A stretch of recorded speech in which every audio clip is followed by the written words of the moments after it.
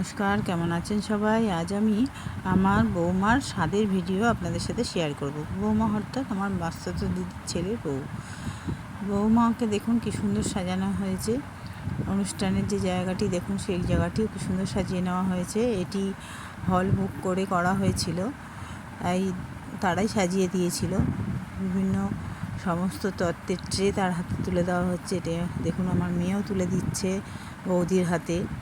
বৌদি হচ্ছে মানে এদের দুই ননদ, দুই বোনের, আমার মেয়ে এবং আমার ভাইজি, এছাড়া ভাইপো। এদের বৌদি হচ্ছে এদের কাছে খুব একটা বন্ধুর সম্পর্ক।